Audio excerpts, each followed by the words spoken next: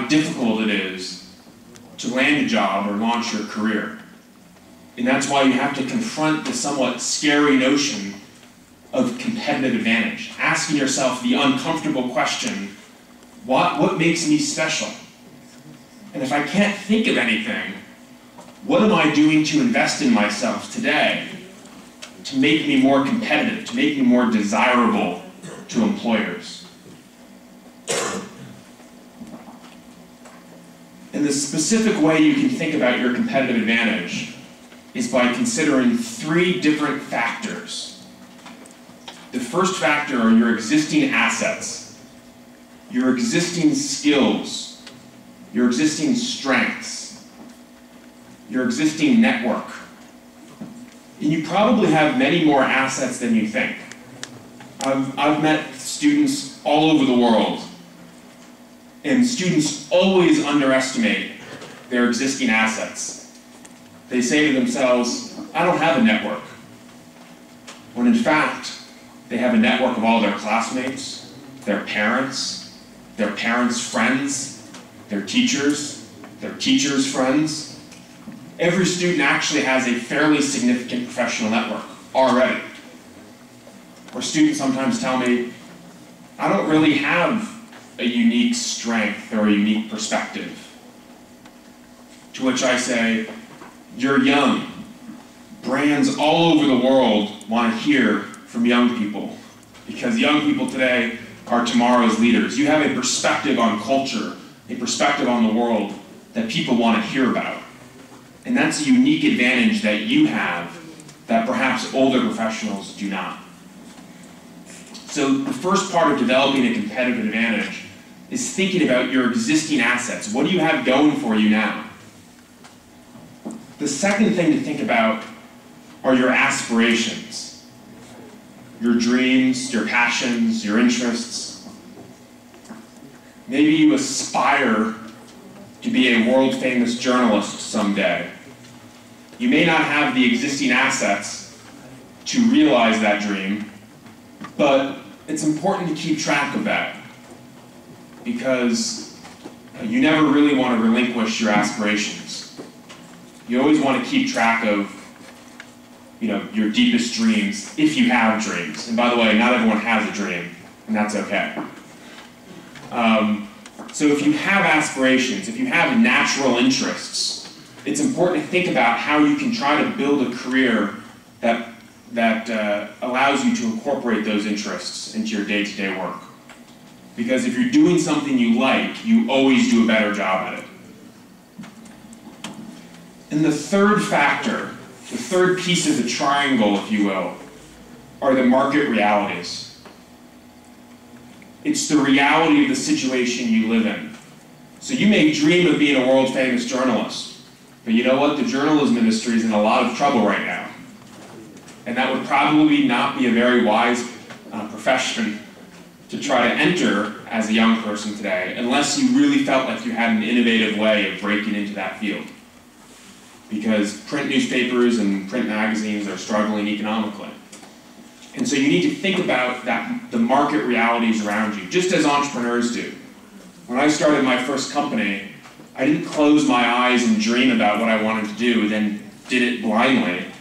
Instead, I researched where the opportunities were, where the risks were. I talked to lots of people to try to find out whether there was actual demand for the product that I wanted to build. And so in our careers, we need to be thinking about all 3 of those things at the same time. Our assets, our aspirations, and the market realities around us.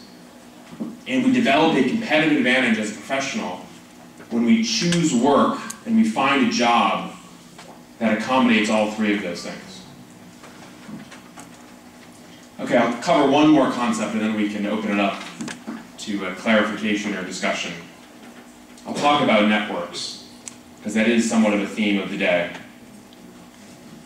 I mentioned earlier that for whatever reason, young people believe they do not have a network.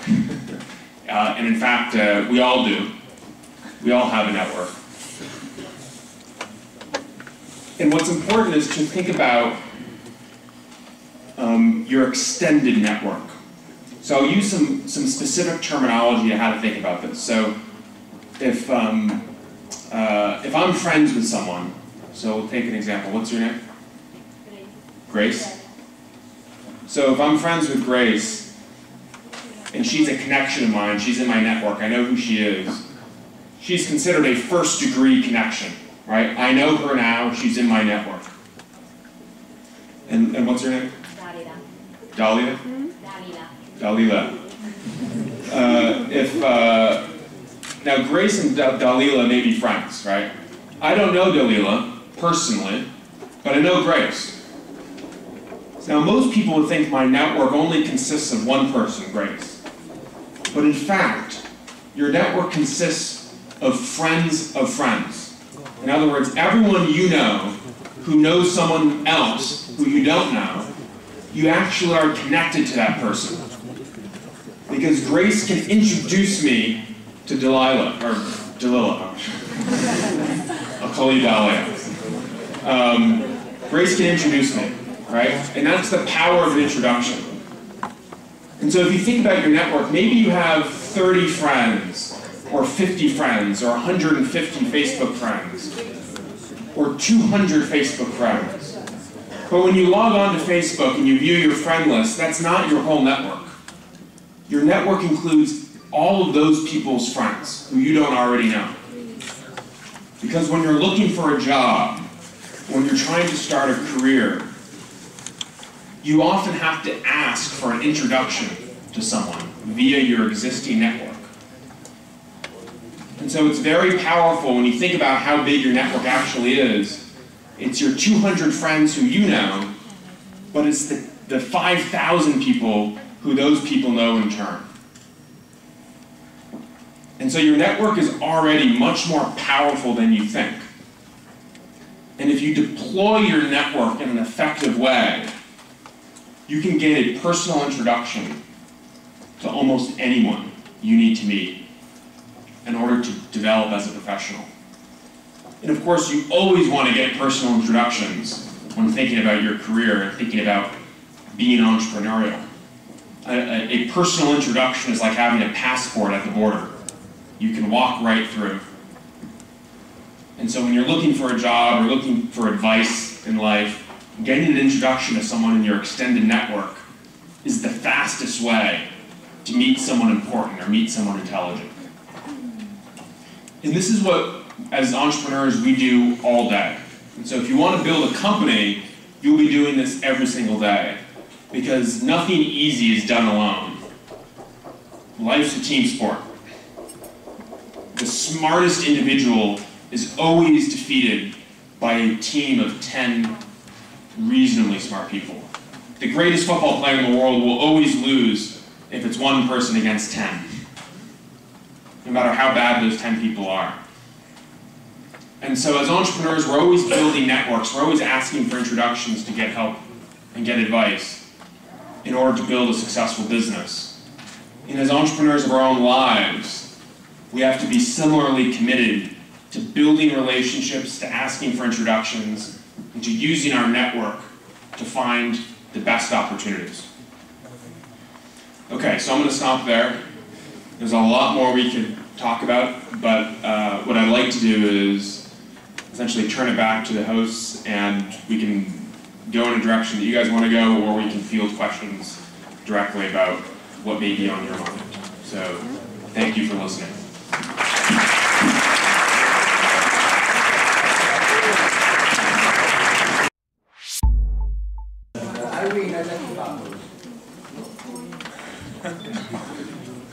Facebook bought Instagram for 1 billion. I know that Instagram has a lot of users, but 1 billion is great. So the questions, are we in a tech bubble?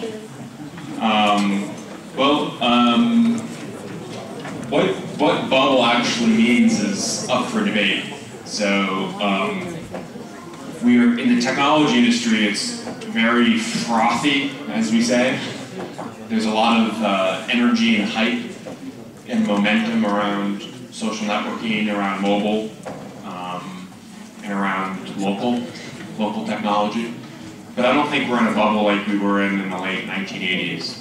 The businesses today, whether it's LinkedIn or Facebook or even Instagram, are much more solid, making tons and tons of money, unlike the companies of the 90s. So I think it's just a tremendous time to be in the tech industry. There's incredible opportunity, and I'm excited. I'm not anxious about any financial excess. A rather technical question to kick us off, but anything's fair game. So ask whatever you want. Qualche altro quesito?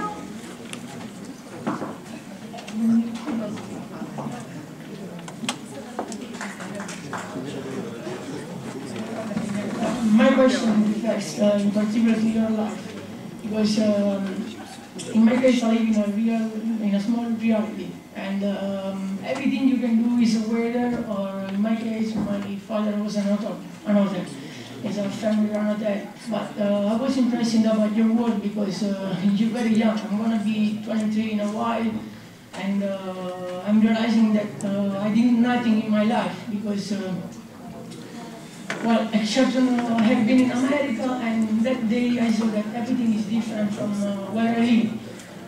You had the opportunity to choose, like, for example, the computer lesson, and I never had this opportunity here. So I'm going to ask you if that day was the right one that let you understand that something was changing in your life, and what are the perspectives that I can expect for this environment, because the reality here is very slow. You know, if you can go abroad and make an experience and stay here for your life, you won't realize yourself, you know, and you waste your time. So I told you I'm 23 years old and I still don't know what I'm going to do in my life because it's very complicated to understand, and I don't know if it's our system or our school. Probably I have passing there and I know that things go different ways. So from you, what is the best way that for me, but I think for everyone else here can be a good choice for our life, because we're going to be old very fast. So the question.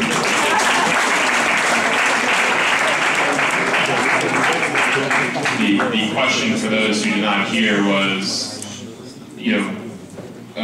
what opportunities do we have here in Italy, and do we need to think about, and how do we deal with some of the challenges that are here in Italy in terms of building a career? It is interesting. I've been in Italy for 3 days, and I've heard a lot of Italian. I'm not saying you did this. Actually, that was an awesome question. But I've heard a lot of Italians essentially bash their own culture.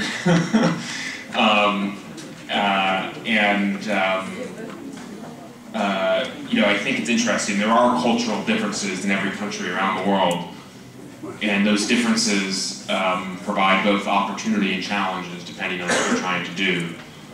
But I think the interesting thing about growing up today is that because of the internet, you actually are less restricted by the neighborhood you happen to be born into.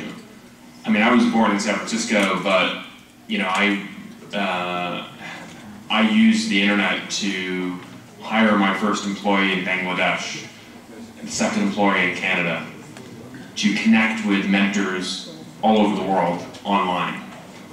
And so where you actually live today, whether it's Italy or California or India, matters less, because you can connect to networks of people all around the world. And so there's no question that the culture in which you are brought up and the opportunities that are physically near you shape your chances, shape the way you think, without question.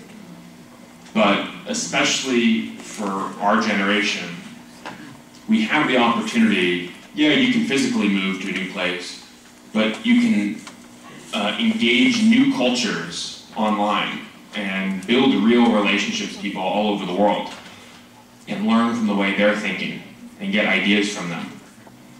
So I think what I would say is, I don't know what everyone should do, everyone's different, but I would encourage, if you feel like you want to continue to expand your mind and discover new ways of thinking, new kinds of opportunities, take advantage of the internet, take advantage of online communities and blogs, and see how that kind of stimulates you and challenges you and inspires you, because it certainly inspired me.